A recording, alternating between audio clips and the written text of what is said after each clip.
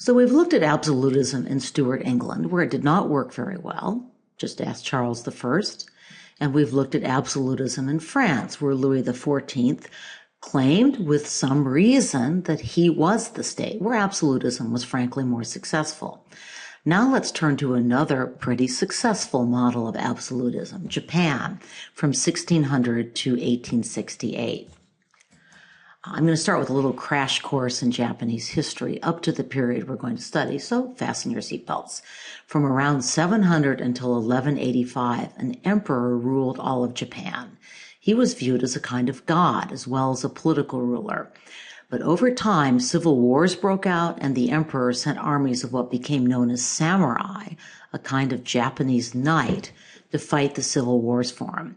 He gave the title shogun to the leader of the army. Eventually, powerful families, or daimyo as they were called, nobles basically, ruled little chunks of Japan, and they fought with each other all the time. You see a map here of Japan in the feudal era, gives you a sense of how the country was divided up. By way of comparison, look at the map in the right-hand corner. That's France in 1388, which is about the same period. It too was divided into little feudal kingdoms, and the King of France had an important title but not very much power. Japan in this period had a feudal society. Now, we've talked about this term feudalism before. What does it mean? What are the characteristics of feudal society? So here's a useful little chart of European feudalism. Society was strictly divided along class lines. Historians use the term stratified, like the strata or geological layers that you probably learned about in earth science.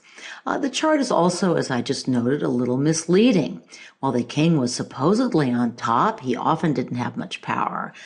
Yet, at any rate, and that's of course what this unit is all about, kings acquiring more power.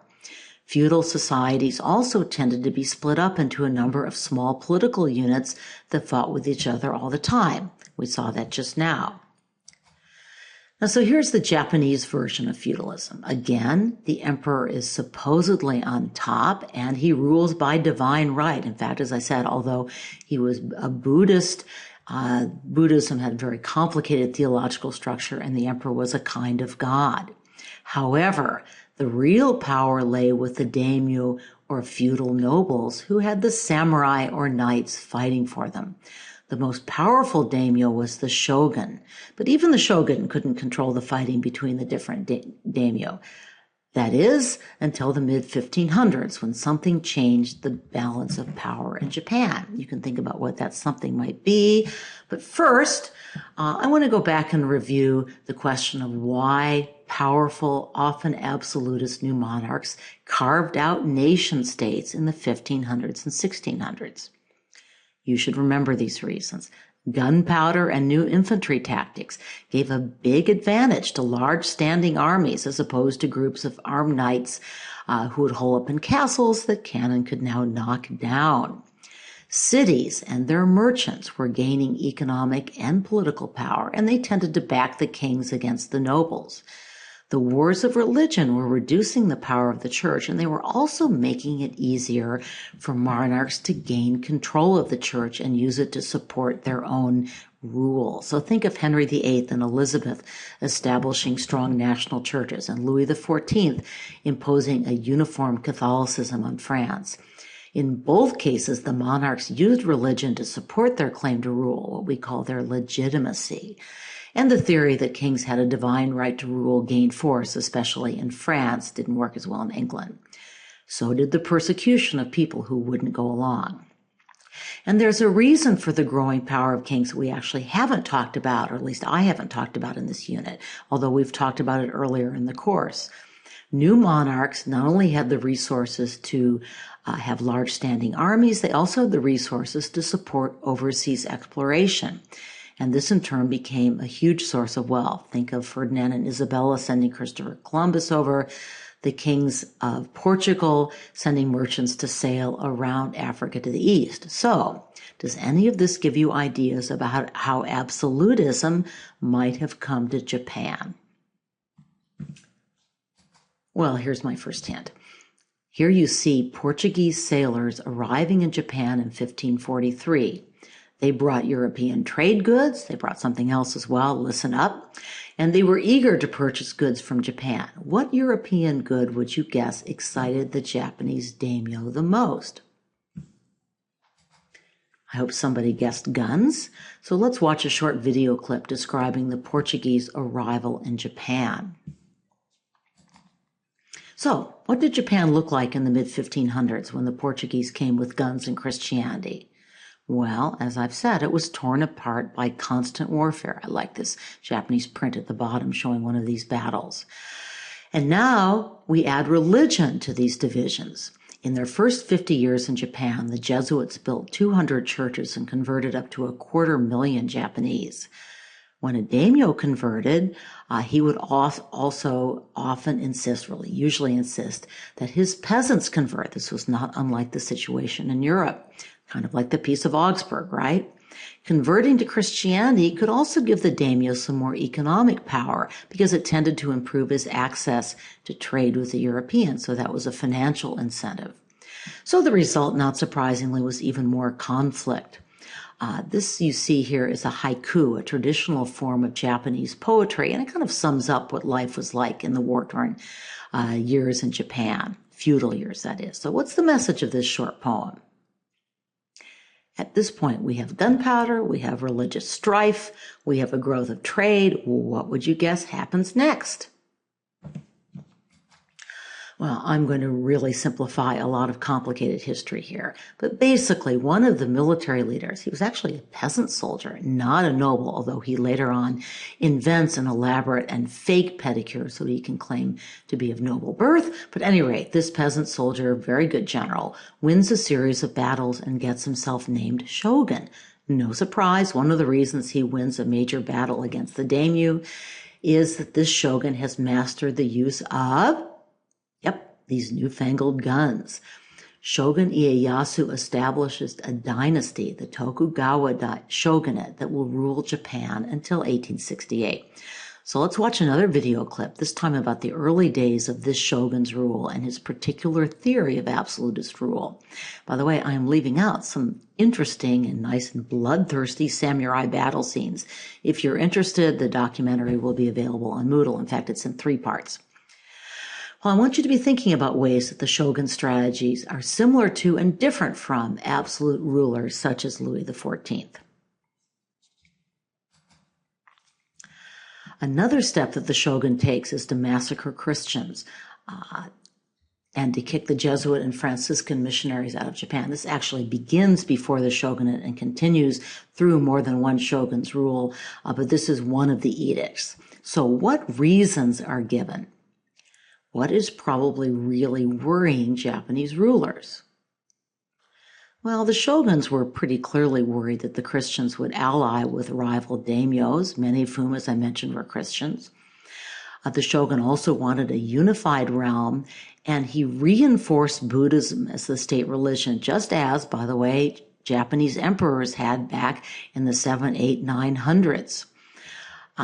So the shogun rebuilt many Buddhist temples and shrines, but taking a leaf out of Louis XIV's book, actually he preceded Louis XIV, but he made Buddhist priests, monks, and nuns state employees under his control, and basically it was a state Buddhist church. So that got us started on my next question, which is, how is the shogun's absolutist strategy similar to that of Louis XIV? Well, they both strengthened their authority with military conquest, although the shogun was actually a little more successful. Both enforced a single state-controlled religion and persecuted anyone who disagreed. Both sought to bring nobles under their control with a combination of threats, fear, and bribes. Love, Machiavelli would be proud. Both created a new center of royal power and required their nobles to live there. But there's an important difference here, too. Japan's absolutism was deliberately feudal. If anything, the feudal hierarchy hardened. It became more rigid. There was less possibility for people to leave their social status behind. Louis XIV and other European absolute monarchs tended to use the rising middle class as administrators and also as potential allies against the upper class. It's as if Louis XIV had tried to maintain serfdom. By the way, I should note that both the Bourbon kings of France and the shoguns of Japan shared the taste for taxing the peasants very, very heavily, and they ran into the same problems in the long run. So Shogun Ieyasu's grandson, Shogun Iemitsu, took the Louis XIV strategy to new heights. Let's watch another video clip. So I find the Shogun strategy strikingly similar to Louis XIV's. You keep your nobles close, you keep them entertained, you keep them dependent, and, if possible, you keep them broke. So here's another statement issued by the shogunate. What is the shogun trying to do, and what would you guess is the result? Okay, let's close up by returning to your essay question. What were the advantages and disadvantages of Japanese absolutism? Let's start with advantages. Well, first and foremost, and it's really hard to overstate this, absolutism in Japan restored the peace. Feudal civil wars had been deadly and costly, and they largely came to an end. Absolutism also gave the Japanese a greater sense of national unity. We've talked about a nation state. In many ways, a Japanese nation state is forged in this period. Education and the arts flourished. Many samurai, they're now deprived of their career as warriors, became scholars, as well as a lot of them becoming playboys, as we saw. There was a huge literary renaissance during the Tokugawa Shogunate. Many of Japan's greatest works date from this period. And initially, the economy flourished, as you would expect when you don't have a lot of irritating border crossings, when you have a unified country, and when you aren't fighting wars all the time. So, what would you guess were the disadvantages of Japanese absolutism? Well, I mentioned already that the peasants were taxed very heavily, and not surprisingly, they didn't have any other way to express their displeasure. They rebelled repeatedly, first time in the 1640s, and thousands were slaughtered. By the way, the merchant classes, by contrast, even though they had a very low status in theory, actually flourished as the economy grew.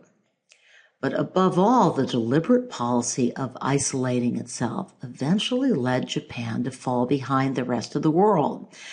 So we have the Japanese shogun seizing the advantage of Japanese technology.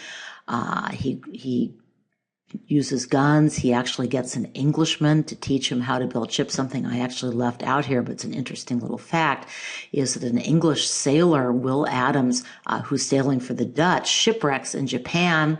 The shogun befriends him, gets him to build ships, and uses him to help kick the Portuguese out. The Dutch, unlike the Portuguese Catholics, were quite willing to not enforce their religious tastes, and they traded very successfully with Japan. But as I said, after that period, the shogunate hardened, it kept out foreigners, it isolated itself, and eventually fell behind the West in technology. Eventually, the American Navy would force Japan to open their doors to the world. And we'll talk about what happened, but that'll be in the next semester.